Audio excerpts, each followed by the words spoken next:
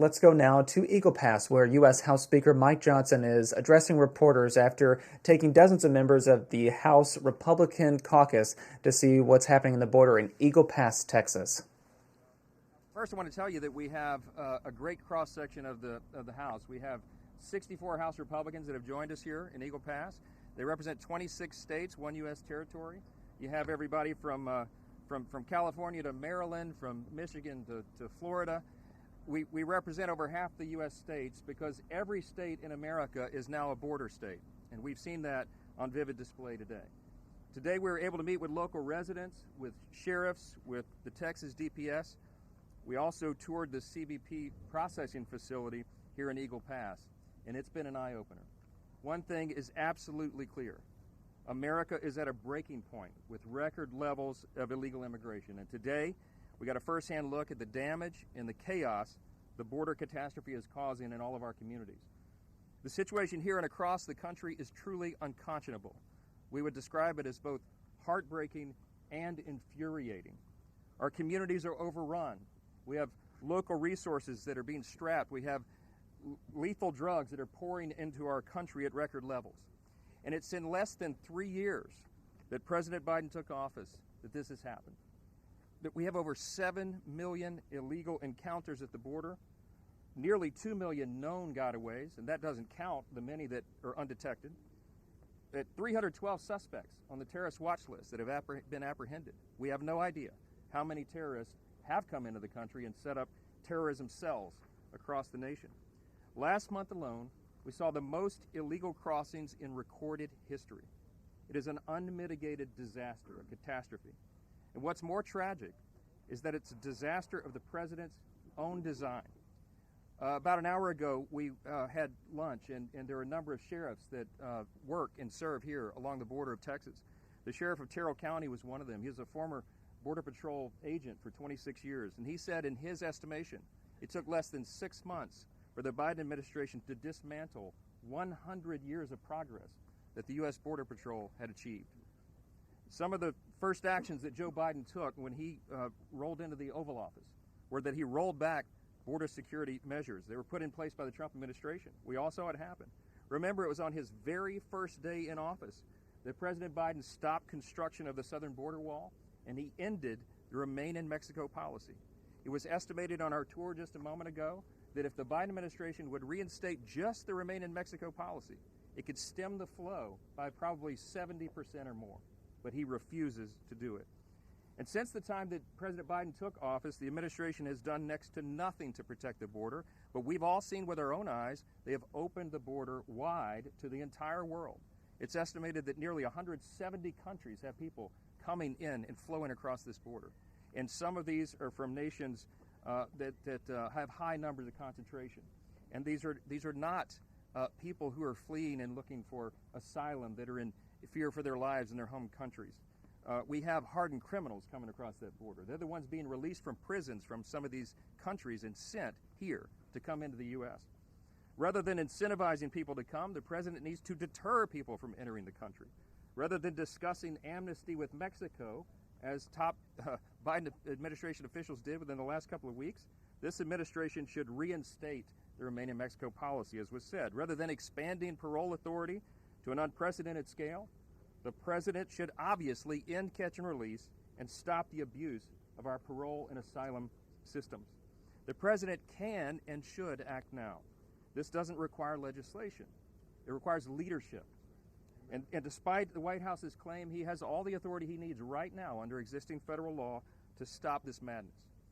But the message his policies have sent is the opposite of that. It's quite clear. Under President Biden, America has laid out a welcome mat to illegal immigrants, smugglers, and cartels. He is responsible for the grave threat to our national security and our nation's sovereignty that these policies have created. But instead of taking responsibility and providing leadership, this administration has done nothing but attack elected officials who are trying to fix this catastrophe. The people standing behind you have worked hard. We passed our legislation more than 7 months ago. You have red and blue states all across this country that are being forced to step up because the federal government has failed to do its job. Right here in Texas, Governor Abbott has heroically done more to enforce the law than the president has. And how has this administration responded? They have sued the state of Texas to stop their deterrence efforts. They have brought them to court to strike down their ability to put up buoys in the water and razor wire and the rest. It's absolute insanity. The House has done its job. As I mentioned, we delivered common sense legislation that will secure our border. But it's been sitting on Chuck Schumer's desk for 7 months. House Resolution 2 was our bill, and the time to act on it is yesterday. It certainly needs to happen.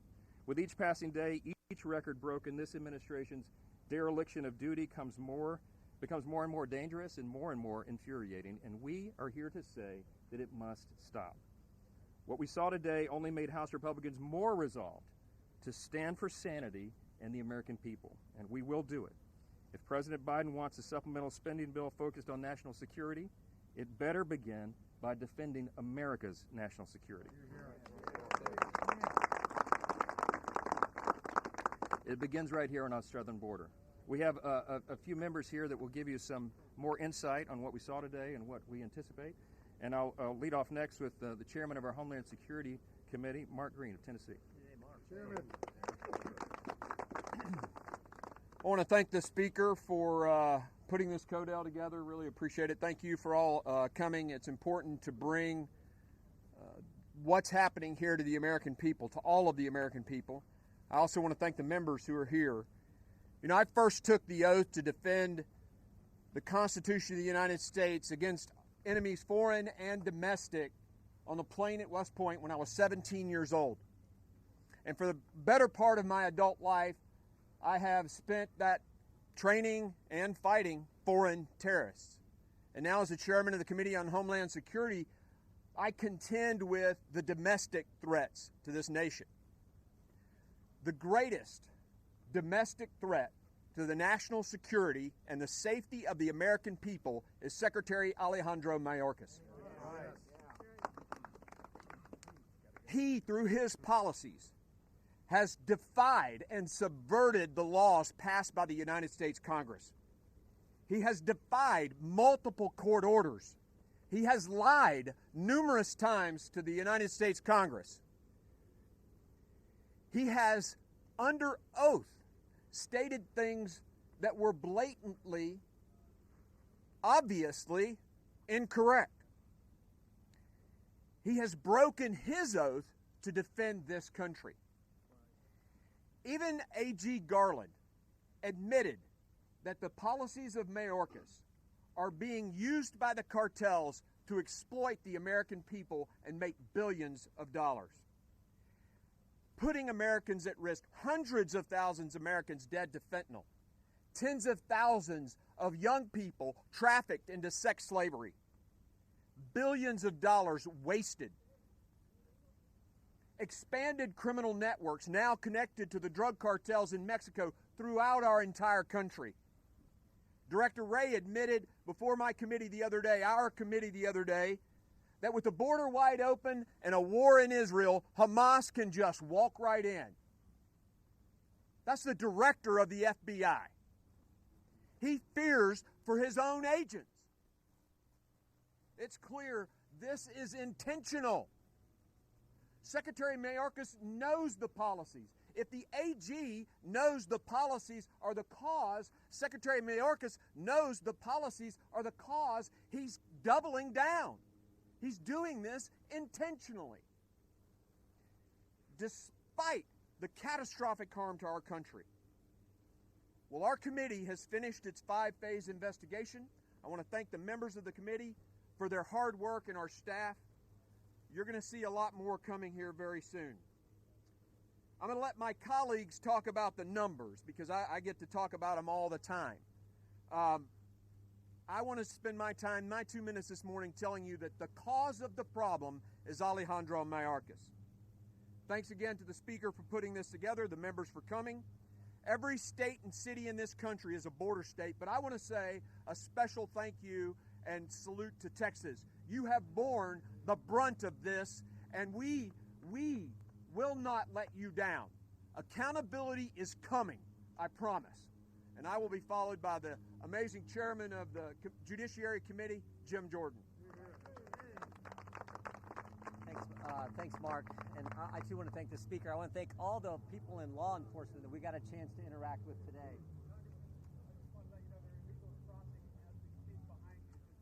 Yeah, that's kind of what we all know how serious this problem is. So I would just say this. I think the country understands the magnitude of the problem, but I think there are three fundamental questions we got to ask. What's the cause? What is the true magnitude of this problem? And then what's the solution? We all know the cause. The speaker said this. The cause is the policies of the Biden administration.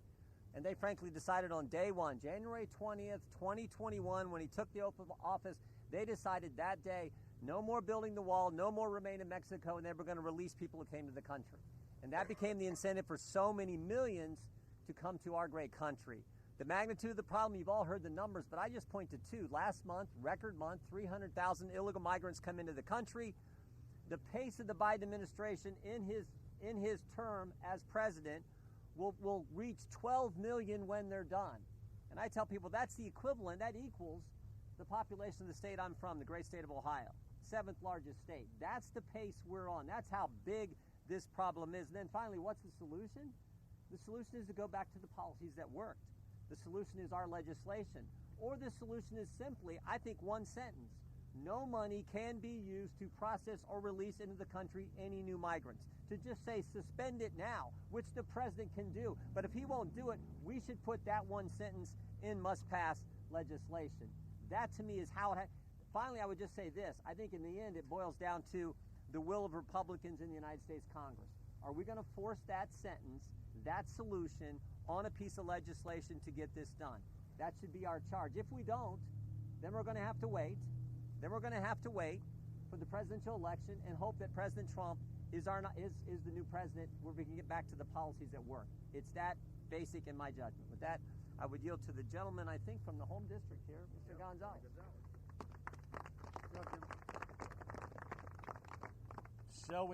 Showing up matters. Whether you're a dog, whether you're a cat, whether you're a member of Congress, whether you're the media, showing up matters. And I want to thank the speaker for making this happen. I want to thank the speaker's team for being seasoned veterans and putting this all together. I want to thank my own team. This is our 21st border CODEL. And I want to thank our team for working together with the Speaker's office to put this together. I want to thank the members that have all, traveled to get here 2 days after the holidays. We could all be doing different things, but we are united in making sure House Republicans' top priority is securing this border. And that shows by us being here. And oh, by the way, 2 weeks ago, there were 12,000 people coming over illegally. Under that bridge, right down the street, there was thousands of people. In the Firefly facility that we visited earlier today, that has a max capacity of 1,000 people, there were 6,000 people. There were 4,000 people that were getting released. We were at the brink of massive catch and release. And when that happens, our communities get turned upside down. And it may start here in Eagle Pass, but then it quickly reaches San Antonio, and then it quickly reaches all over the country. Well, guess what? Today, that stopped. Now, it may have to do with the fact that the speaker and 60-plus members showed up, but it stopped. And the biggest part is 1,400 Border Patrol agents today are not processing migrants that have come into our country illegally. They are out into the field doing their damn job. And that's what I'd argue we are fighting for the hardest. We want Border Patrol agents to get back to doing their job. How do we fix this? We end catch and release. How do we fix this? We deport people that are here illegally by the thousands, not by the dozens. And then if you stop talking for 1 second and you just listen like we did today, if you hear from the if you hear from the sheriffs, if you hear from the judges, the mayors, the people that live here every day, they will tell you the same thing. And the nexus is this.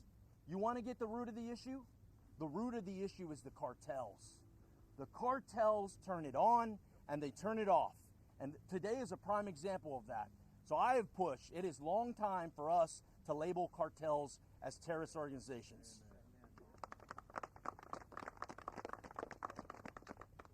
I will end with this.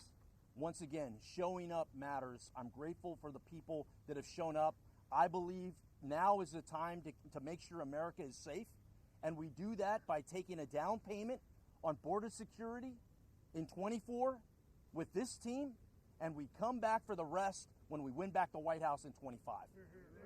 With that, I'll turn it over to my good friend and colleague from Texas, Beth Van Dyne. Thank you, Tony. I appreciate all the work that you have done over the last 2-3 years that you have been in Congress. You have really taken this issue. You have shown that you care, and you've come down here with solutions. I want to thank the Speaker and his team for recognizing this is a priority. This is a priority in our country. This is a priority for cities and states all across our country. And I come here not only as a Texas representative, but also as a former Texas mayor that took on this issue head on. We worked and we partnered with Immigrations and Customs Enforcement. We had more criminal illegal aliens deported from my city during the time that I was mayor than any other city in the country per capita. And what we found was we had decreased crime almost overnight. We became the 5th safest city in the country because we actually followed and enforced our laws. We were criticized by sanctuary cities across the country who are now starting to feel what happens when you have illegal immigrants come into your city. You can't handle the resources. You don't have it, whether or not it's housing, school, infrastructure, healthcare. They're finally hearing it, they're finally seeing it, and they're finally speaking out about it. We had an opportunity today to talk to several local elected officials, to several sheriffs. What they told us is we are not dealing with an immigration problem. We are dealing with a sex trade problem. We are dealing with a cartel issue. This is where your focus needs to be. When you have women who are brought into this country, who are being treated as slaves, who are still emboldened by cartel members, that takes 13 to 18 years potentially to be able to work off their debt. That is what we are seeing under a Biden administration. You have had 100,000 children come into this country, and they've lost. We have absolutely no idea where they are. How is this possible, and how, under our governance, is this happening? I will tell you, another thing that they were very clear about was we implore you, and this is a quote, hold the line. You have the ability through your power of the purse to force this administration to do its job. It's sad that you have to do that, but that is exactly the position that we find ourselves in. Hold the line. None of us want to shut down the government, but we all recognize the fact that every single penny that we are giving to Homeland Security at this point that is not being used to secure our border, that is not being used to increase our national security, but is doing the exact opposite. It is weakening it. It is forcing more and more people quickly, more efficiently into our country illegally, is hurting our national security, hurting our best interest, and killing our economy and local governments.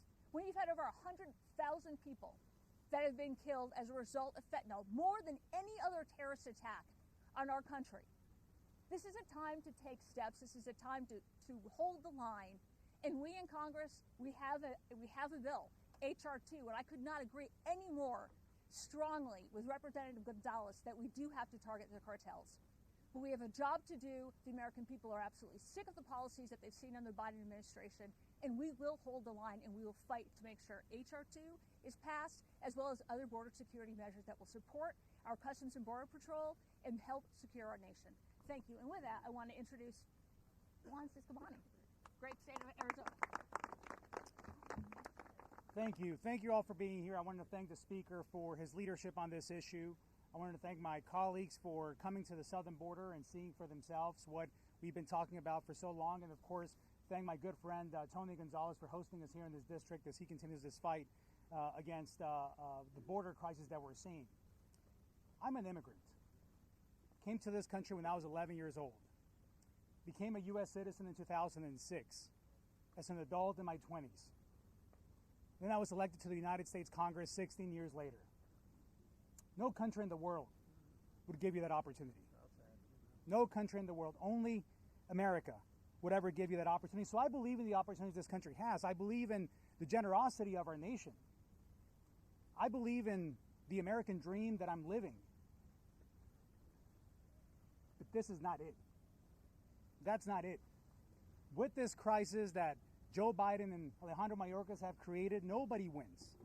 Nobody wins except the cartels. They're the ones deciding who gets across and who doesn't.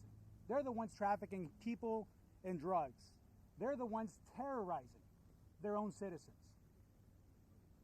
They're the ones that have no regard for human life. The men and women that we met with today, fighting on the front lines for our safety, are doing so with very little to no support from this administration, trying to enforce policies that are at best outdated, at worst designed to fail because they're not working and the right ones are not being enforced. You've heard here today, and we've been saying this for years, that every state has become a border state. In my own state in Arizona, in the Tucson sector, we saw record-breaking numbers in December. The trend is in the wrong direction. This administration has no answers and no will to tackle this issue. This is not a political matter. This is a matter of security and sovereignty. And I see some Spanish stations here, so I'm going to address you in Spanish as well. Este es un problema grave para el país. No es un problema nuevo, sin embargo, es un problema que se ha empeorado grandemente bajo la administración de Biden. Cero credibilidad tiene su administración y sus agentes de su gabinete, que no han podido mover esta situación en el lado positivo de ninguna manera. Necesitamos parar esto y tenemos las herramientas para pararlo, pero el presidente se rehúsa a hacerlo. Como inmigrante, esta no es la solución, lo puedo decir de todo corazón. Es una crisis humanitaria tanto como lo es una crisis de seguridad nacional. Y necesitamos hacer algo inmediatamente. It's important to know that as an immigrant, myself, and I can say that this situation is like with many other families, that it took us over a decade to earn our citizenship. And what the Biden administration has done, they've diluted the effort, the focus, and the sacrifice of so many families that have paid the ultimate price of leaving their country to come here and go through a long, rigorous process to become U.S. citizens, to be able to take that oath of citizenship like I did in 2006. And this administration, with their actions, has made a fool out of that process and has spit in the face of so many that have gone through the entire process to one day have the honor of becoming United States citizens. This message transcends culture. This message transcends language. This is an American issue that we must solve from every perspective that you see reflected here behind us. Our GOP colleagues get it, our speaker gets it, and we will solve this issue. And the president needs to step up and do his part, along with Alejandro Mayorkas. Thank you so much, Mr. Speaker. I want to thank my colleagues and friends again for being here and sharing that insight. We'll take a few questions if you have some.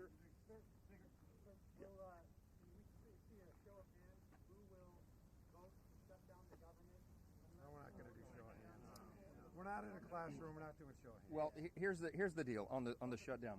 We are working hard to get the appropriations bills done, and the resolve that of this group and that you've seen with our votes and carrying over and crushing the Christmas omnibus fever as we did with our laddered approach and the two-step CR. We have until mid-January. You have until early February to get the approach bills done. We have been working in earnest and in good faith with the Senate and the White House virtually every day through the holiday, trying to come to an agreement. Negotiations are still ongoing. It's drug on way too long, but the sooner we get that agreement, the sooner we'll be able to get the appropriations bills done. And let me tell you what our top two priorities are right now in summary. We want to get the border closed and secured first, and we want to make sure that we reduce non-defense discretionary spending. That is an important objective. You know why? Because we've crossed the threshold of $34 trillion in debt. $34 trillion today. It's a landmark that is unimaginable, would have been unimaginable to previous generations, and here we are. And so we have a responsibility here of fiscal stewardship and fiscal sanity, and that's the priority that you're going to see us pursue. So too early to prejudge any of that, but I'll tell you we're resolved on those priorities. You've been briefed on these negotiations with the Senate. What is your view of them right now, and are they going as far as you need them to go? With regard to border security? Yes. Listen, the Senate has been negotiating, I guess, among members there and potentially with the White House, I suppose. our position is very clear, and we have made that clear again for 7 months. H.R. 2 is the necessary ingredient. Why? Because it has provisions that fix each of these problems, and these things work together. For example, you couldn't just reform the broken asylum process and allow this parole system to remain broken. It would be a giant loophole that would not solve the issue. You can't just build the wall without ending catch and release, without restoring remain in Mexico. These are the policies and the provisions that, again, had stemmed the flow in the previous administration. We know what works. It's not rocket science, and that is why we have said we are resolved for those provisions. That's what's necessary to fix the problem. It's not just House Republicans' opinion. It's based upon the informed opinions of the people here on the ground, and that is what they have told us, and they have reiterated this over and over and over. Desperately, they ask us to help them solve this problem, not just for South Texas, but for the entire country. And that's why you see representatives from all across America here to say in one voice that we have to do this for the people. And the White House has shown an unwillingness to do it. In fact, as we noted, they've done exactly the opposite, and it's shameful and inexcusable. Yes, ma'am.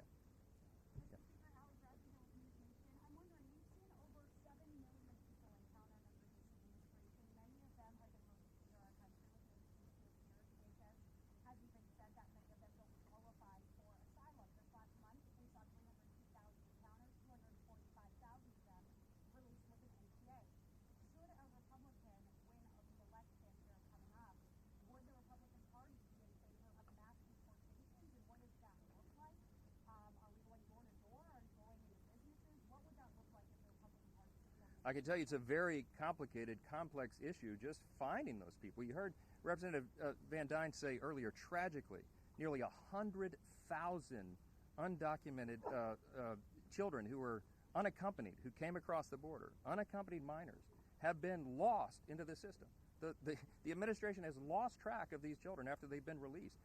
These people are given a notice to return for an immigration hearing. Sometimes it's 4 years into the future. They don't show up. A very tiny percentage show up. So the first problem would be even identifying all these people. The point is, the longer we wait, the longer we delay the closure and securing of this border, the greater the crisis and the problem. We don't have a specific prescription yet that we're proposing because we haven't gotten to that point. But I do believe, in large measure because of this issue, I do think that we're going to have a change in the White House. I think we're going to have a Republican president. I think we're going to win the Senate, and we're going to expand the majority in the House as well.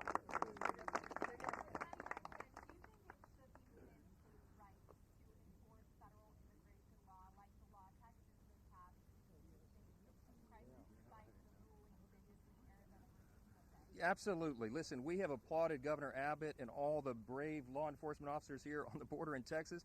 They're doing their dead-level best to protect their citizens, and that's his #1 job. The federal government, the White House, the administration refuses to do it. So if you're the governor of Texas or a border state or any governor, you have the responsibility, the right, the constitutional authority to do the right thing and secure your people. So we have applauded him. We stand with him in that resolve, and any other governor who's willing to draw the line and take that measure. And remember, everything they try to do, the White House has gone to court to stop. Everything they're trying to do to protect Texans, the White House is going to take them to court and have it undone. It's madness is the only word that we can think of to describe this. And we hope treason, I don't know, it comes to an end soon, and we're here to make sure that happens. Thank you all for being here. God bless.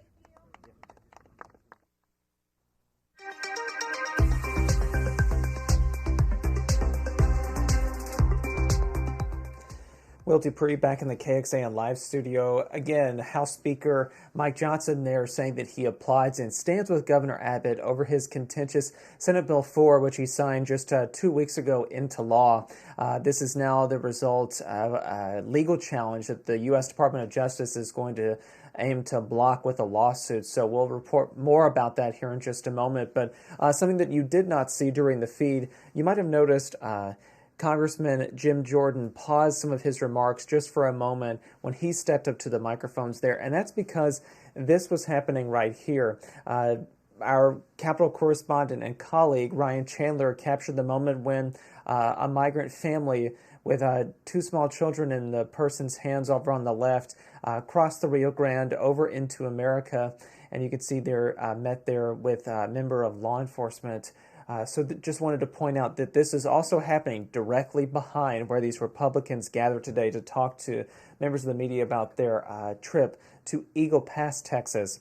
You can tune in tonight on KXAN News for a full report about this trip, plus the reaction, including that news about a lawsuit potentially being filed by the U.S. Department of Justice against Texas Senate Bill 4.